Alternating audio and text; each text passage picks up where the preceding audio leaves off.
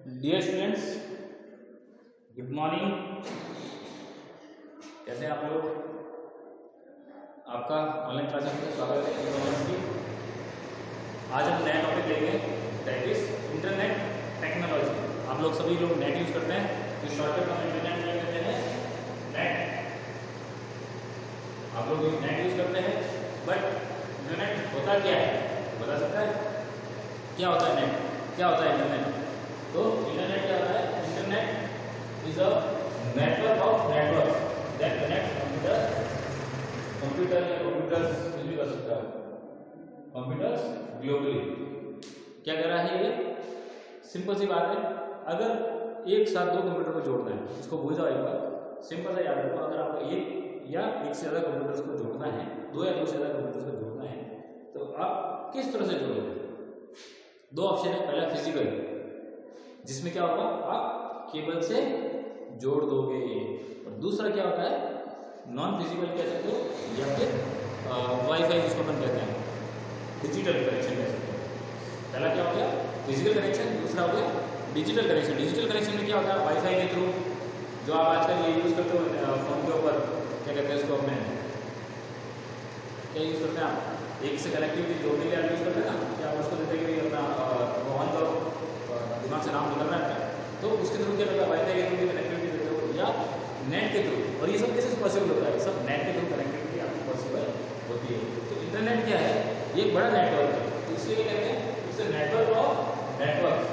ये जो physical network है उससे बड़ा नेटवर्क है। फिजिकल नेटवर्क में कुछ लिमिटेड एरिया में ही हो सकता है जहाँ तक लाइन पहुँच सकती है, बट ये जो कनेक्शन है वो लंबे, पूरा ग्लोबली, कहीं भी, पूरे विदेश में भी कहीं भी पहुँच सकता है। इसलिए क्या कहता है कि internet is network of network. ये एक ऐसा नेटवर्कों का नेटवर्क है जो कनेक्ट कंप्यूटर्स को कनेक्ट करता है। और कैसे करता है? ग्लोबली करता है। एक जगह के लिए करता है, पूरा ग्लोबली। ग्लोब में आप यहाँ से लेकर अमेरिका मुझे कनेक्ट होना है, हो सकता हूँ, कोई दिक्कत नहीं है। कैसे कनेक्ट होगा?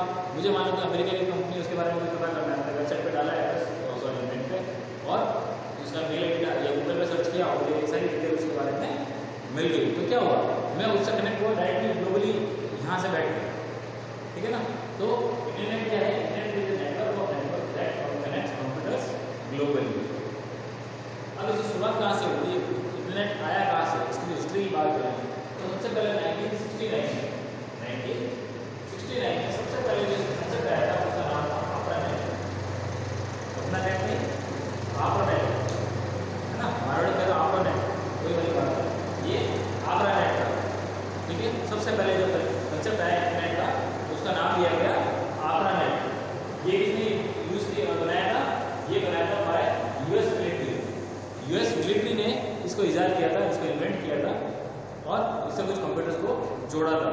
क्यों किया था उन्होंने किया था तो कनेक्ट कंप्यूटर्स, कुछ कंप्यूटर्स से जोड़ा था। क्यों? With some colleges and universities. कुछ कंप्यूटर्स को, कुछ कॉलेज और यूनिवर्सिटी के कंप्यूटर्स को या अपने कंप्यूटर्स को उन्होंने क्या किया था? कनेक्ट किया था। किसके लिए? और मिलिट्री रिसर्च वर्क, मिलिट्री के बारे में रिसर्च वर्क करवाना था उनको। इसकी वजह से उन्होंने क्या किया था? अपनी मिलिट्री का एक नया कनेक्शन बनाया था नेट का, जिसको नाम दिया था ARPANET 1969 में। फिर 1980 में क्या हुआ? उसके बाद कोई ज़्यादा बिल्डअप 11 साल तक कुछ नहीं हुआ। उसके बाद आया 1980, जब क्या हुआ? तो internet was available for general public.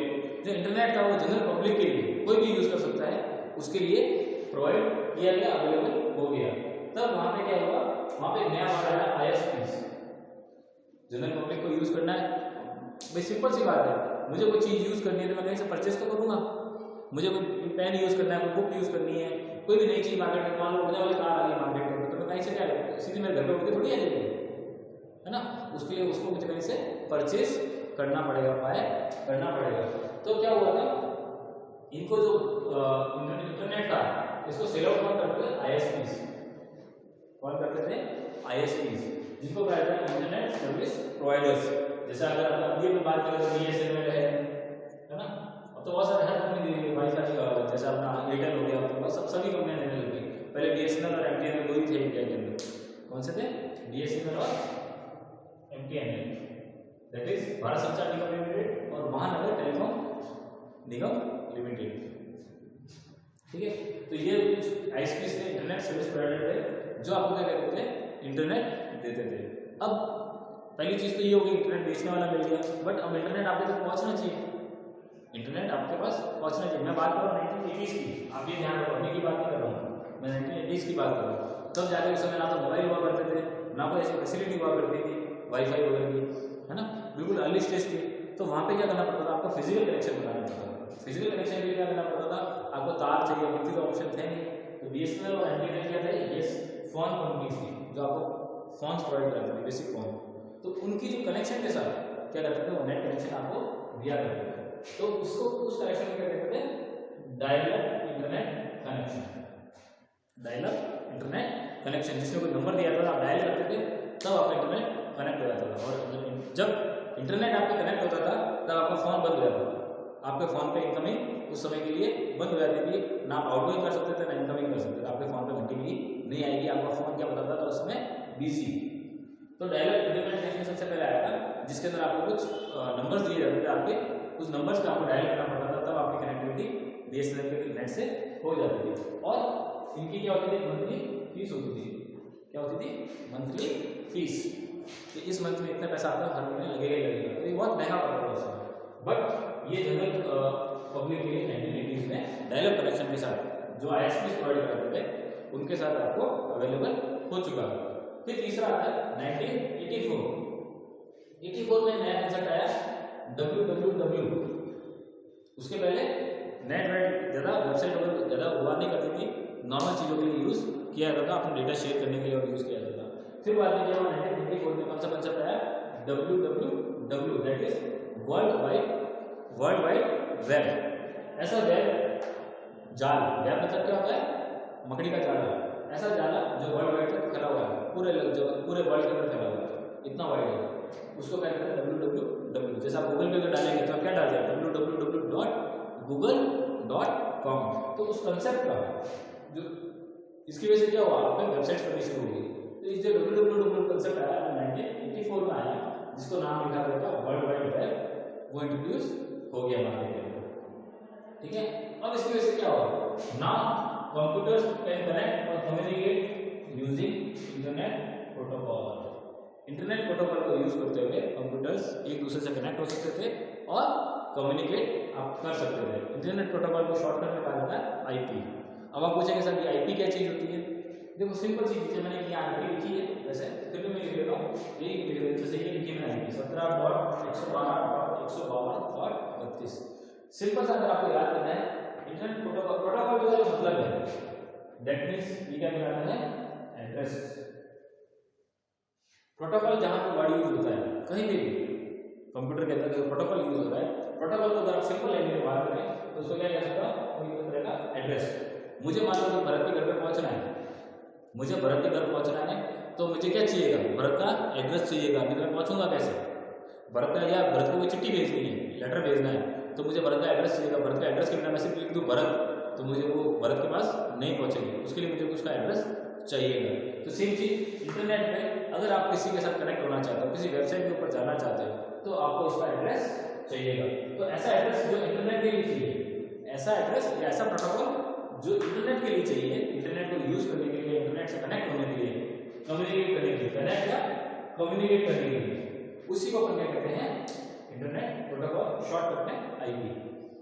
वापस बता देता हूँ, ऐसा एड्रेस, ऐसा इंटरनेट का एड्रेस जो दो कंप्यूटर को या दो जो भी सिस्टम को कनेक्ट या कम्युनिकेट करने के लिए यूज किया जाता है, उसी को अपन क्या कहते हैं, इंटरनेट प्रोटोकॉल, जो शॉर्टकट में हम कहते हैं आईपी। ठीक है, ये इंटरनेट का एड्रेस है, इतना से याद रखना है। ठीक है, अब मैं उसको बताऊंगा, वो आगे भी वापस बताऊंगा इसके बारे में।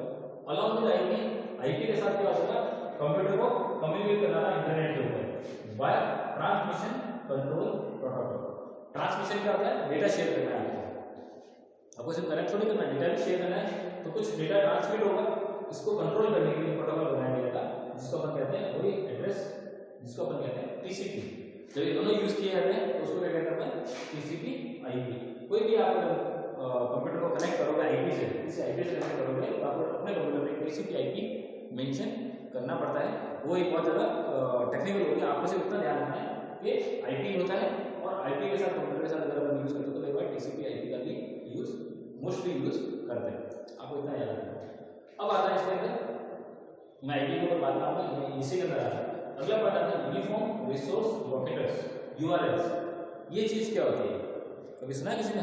यूनिफॉर्म रिसोर्स लोकेटर्स या यूआरएल्स। यूआरएल सिंपल अगर आप बात करें क्या कहलाती है? वेबसाइट्स।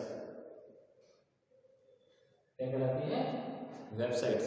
कोई भी वेबसाइट, जैसे मान लो www.google.com, तो ये उसका क्या कहलाएगा? यूआरएल। गूगल का यूआरएल क्या है? www.google.com। मैं लिख देता हूं इधर, गूगल का यूआरएल इज www.google.com। तो यूआरएल का मतलब क्या होता है? Simple website. उसी को अपन कहते हैं जो रिसोर्स है, जहां पहुंचना है उसका लोकेटर है, एड्रेस है, उसी को अपन एक लैंग्वेज में क्या कहते हैं? यूआरएल। तो यूआरएल क्या चीज होती है? सिंपल याद रखो, वेबसाइट्स।